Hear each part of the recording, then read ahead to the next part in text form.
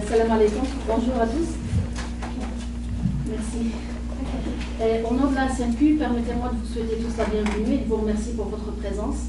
La présence des membres et votre soutien est vraiment grandement apprécié. Plus on est nombreux dans cette association, plus on peut avancer et faire changer les choses pour tous musulmans du Québec. Pas seulement pour notre communauté, mais toute personne québécoise, canadienne de confession musulmane.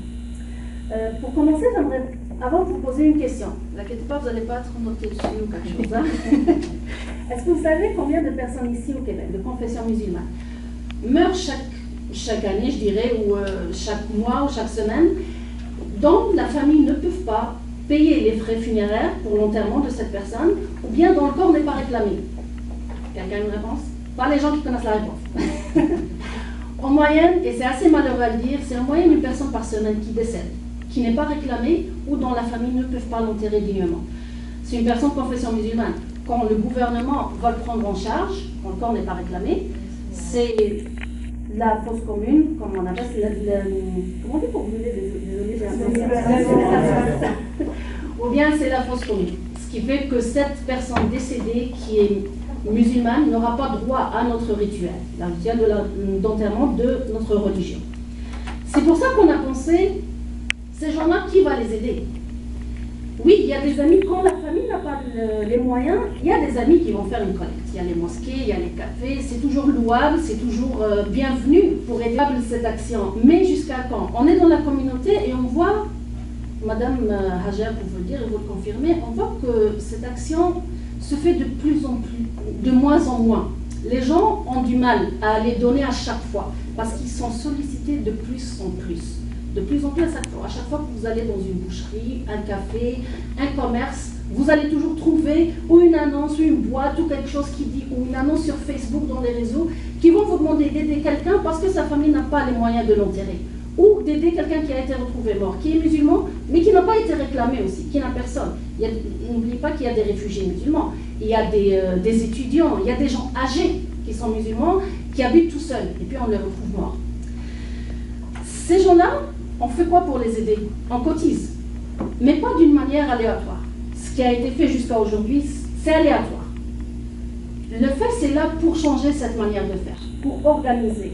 Parce qu'on ne peut pas oublier et on doit être réaliste. On vit dans un pays où tout est organisé. Il y a des lois et des règles. On ne peut pas les oublier, il faut vivre avec. On est obligé de les suivre. On ne peut pas continuer à vivre dans notre communauté, dans une société québécoise, canadienne, avec les us et coutumes et les règlements de nos pays, les lois de nos pays. Chez nous, quelqu'un meurt, on ne se pose même pas la question, il va être enterré. La question ne se pose même pas, la famille n'a pas à se faire de soucis. Tout est pris en charge, c'est gratuit, les voisins sont là. Ce n'est pas le cas ici. Les choses doivent changer par rapport à ça.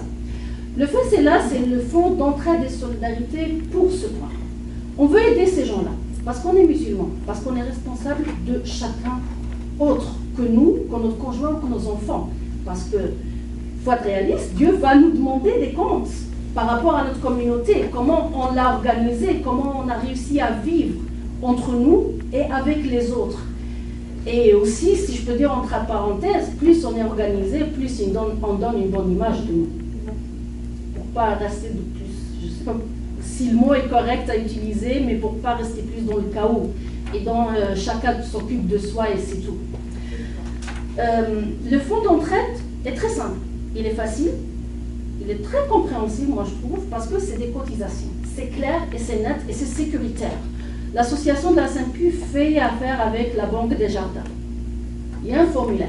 C'est un formulaire à remplir. Vous donnez votre autorisation pour faire un prélèvement d'un minimum $10 par mois. C'est minimum. Il y a des gens qui donnent une année à l'avance, $120. Il y a des gens qui donnent 20, 30, $50 par mois. C'est chacun sa capacité.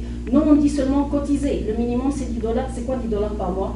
Si on fait le calcul, c'est vraiment pas grand-chose là. C'est même pas $1 par jour. C'est vraiment infime. C'est quelques centimes par journée. Quand vous remplissez le formulaire il passe par un processus officiel et réglementé. C'est la banque qui va prélever de votre carte de crédit ou bien de votre compte bancaire. Cet argent va aller à la SNQ. Nous sommes tenus devant le gouvernement, nous avons un trésorier, un comptable qui va gérer cet argent et aucun sou n'est dépensé sans vraiment en savoir où est-ce qu'il va, sans vraiment aller aux gens qu'il mérite. Quand on dit cette phrase, on va aider des gens, Oui, on a tendance à penser comment vous allez savoir que les gens méritent. C'est une question qui se pose. Et je comprends que les gens sont un peu sceptiques avec l'idée comment on va sélectionner ces gens. C'est pas facile et c'est un petit peu. Et c'est pas difficile en même temps. Pourquoi? Parce qu'on fait un comité. Nous avons sur notre site internet sepulturemusulmane.ca. C'est important d'aller sur le site parce qu'à chaque fois, M. Hakim ou moi, Mme Hajea, on met des mises à jour. Il y a chaque fois des choses nouvelles qui sortent par rapport au gouvernement, par rapport à notre communauté, à la vie ici. C'est toujours des nouvelles choses là. Quand vous y allez, vous allez trouver les formulaires. Le formulaire, si quelqu'un a un décès dans sa famille, il y a un formulaire de demande d'aide. Il va le remplir. Nous, on reçoit le formulaire. On fait une étude comme n'importe quel autre organisme officiel ou gouvernemental. On va vers la famille. On va demander qu'est-ce qu'ils ont. Est-ce qu'ils ont une assurance? Est-ce qu'ils ont des salaires, excusez-moi, un revenu, un faible revenu, tout ça. Et on fait une enquête, puis on décide si la personne a besoin d'aide ou pas et le montant dont la personne a besoin. C'est un processus. Ça ne va pas prendre des mois ou des semaines pour les gens qui en auront besoin, mais on est obligé de passer par là. Pourquoi? Parce qu'on veut essayer d'être le plus équitable possible.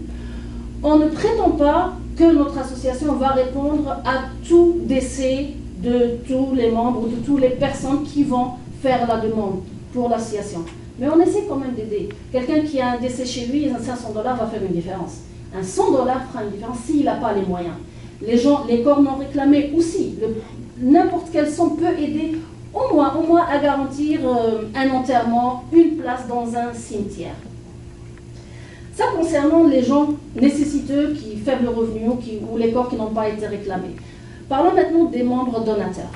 Les membres à nous sont vraiment les gens qui vont cotiser, qui vont opter pour l'option de prélèvement automatique chaque mois, ou bien qui vont s'engager à donner un paiement annuel. C'est-à-dire cette année, dans 120, janvier prochain, ils vont continuer à soutenir l'association de cette façon. Comme on dit, plus on est nombreux, plus on est de fous, c'est l'expression française là, ça s'applique à nous aussi. Plus il y a de membres, plus la cotisation qu'on versera à un membre donateur qui lui décède ou il a un décès dans la famille proche. Et quand on dit la famille proche, regardez-la, visualisez un petit astérix, c'est vraiment le conjoint et les enfants de moins de 18 ans. S'il y a un décès, là maintenant, quand on a commencé en janvier, c'était vraiment un chèque de $500, c'était ça? Quand on a commencé en janvier, s'il y arrivait un décès, le membre donateur avait droit à un chèque de $500. Aujourd'hui, là, ça a augmenté parce que le nombre de donateurs, des membres a augmenté, des donateurs, ceux qui participent chaque mois. Ce qui fait qu'aujourd'hui, s'il arrive quoi que ce soit à un de nos membres, il a droit à un chèque de $935. Plus il y a de membres, plus le chèque augmente. Et ça aide.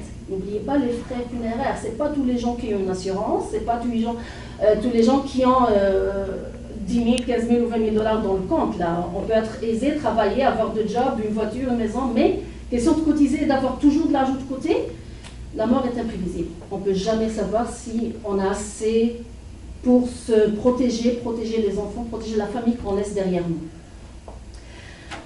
Les droits des membres donateurs dans notre association. Ce que je vous disais tout à l'heure, c'est simple, c'est clair, c'est sécuritaire, c'est vraiment transparent. Ce n'est pas une boîte dans laquelle vous allez mettre votre argent et après vous n'allez pas savoir. Et je ne vais pas rentrer dans les détails, mais on connaît tous des histoires comme ça. Le fonctionnement du du Fonds d'entraide et de solidarité, c'est que chaque membre donateur, au semestre, chaque 6 mois, il reçoit un état de compte. Notre trésorier, c'est lui qui fait ça normalement, il établit un état de compte. L'argent est rentré, telle date, telle somme est rentrée, telle somme est sortie, et pourquoi cette somme, à quoi elle est servie, et qu'est-ce qu'on a fait avec. Vous avez le droit de prendre votre téléphone. Sur nos sites internet, il y a les coordonnées de Mme Hajea, de moi, de Geneviève, c'est la vice-présidente. Vous appelez, vous demandez qu'est-ce que vous avez fait avec cet argent, c'est votre droit. Appelez et demandez, parce que vous êtes des membres de l'association. C'est vous qui la faites marcher, c'est vous qui la faites avancer. C'est la moindre des choses qu'on peut faire avec vous.